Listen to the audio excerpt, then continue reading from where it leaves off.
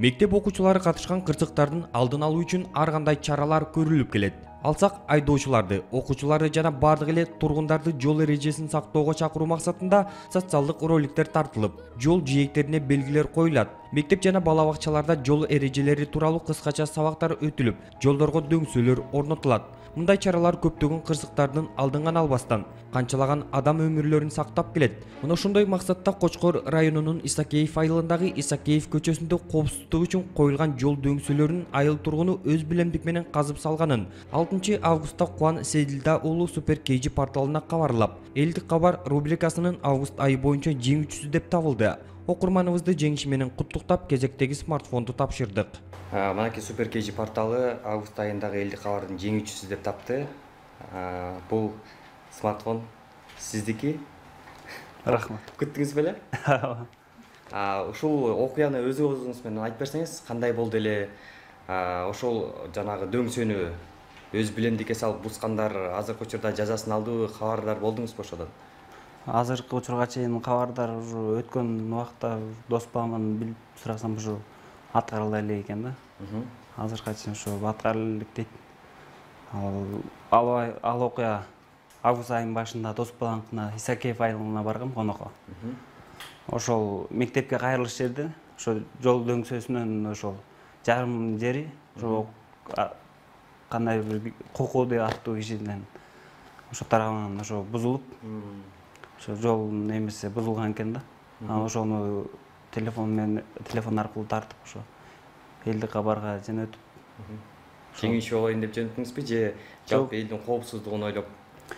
Жалпы элдин коопсуздугун ойлоп, ушу туурабы, туура эмеспи ушуна билип, туура эмес жолго баргандыгын, ал жерден канчалаган мектеп окуучулары өтөт, элдин коопсуздугун ойлоп ошону элдик кабарга жөнөткөнбүз.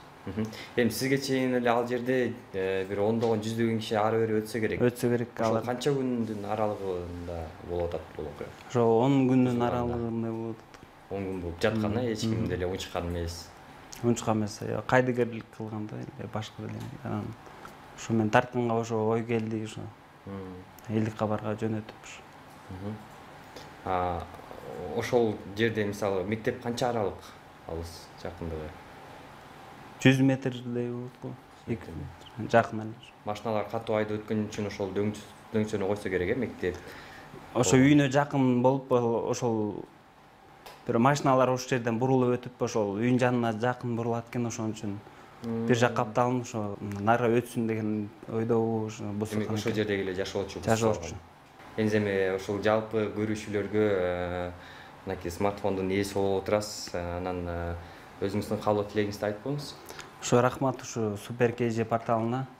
Ушинтип элдин көйгөйүн чечип, ушундай кичине болсо дагы элге жардамыңарды бергениңерге чоң рахмат. Окуучулардын коопсуздугун сактоо максатында орнотулуп талкаланган дөңсө кайра 3 күндүн ичинде калыбына келтирилери тууралуу Нарын облусунун Кочкор айыл өкмөтүнүн башчысы Мирлан Исраилов билдирген эле. Бирок бул айтылган сөздөн кийин 3 эмес, 10 күндөн кийин деле оңдолбоптур.